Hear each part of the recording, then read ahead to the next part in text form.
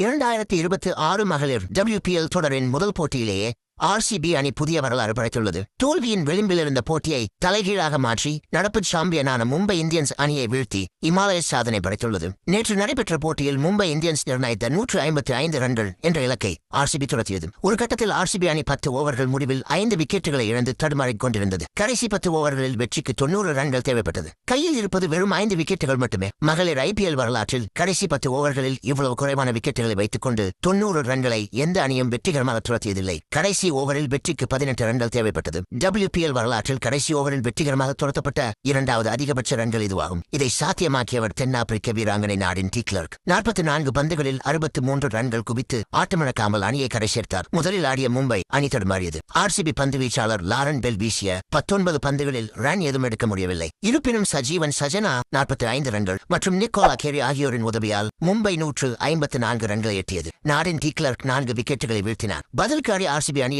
Captain Smriti Mandhana, Grace Harris, Richa Ghosh என முன்னணி வீராங்கனைகள் சொற்ப ரன்களில் வெளியேறினர். 75 ரன்களுக்கு 5 விக்கெட்டுகள் போய்விட்டன. அருந்ததி ரெட்டியுடன் ஜோடி சேர்ந்த நாடின் டி கிளர்க் யாரும் எதிர்பார்க்காத வகையில் அதிரடி காட்டிய அணியை வரலாற்று வெற்றிக்கு படைத்துச் சென்றார். இந்த வெற்றியின் மூலம் எங்களால் எதுவும் முடியும் என்று முதல் போட்டியிலேயே RCB அணி நிரூபித்துள்ளது.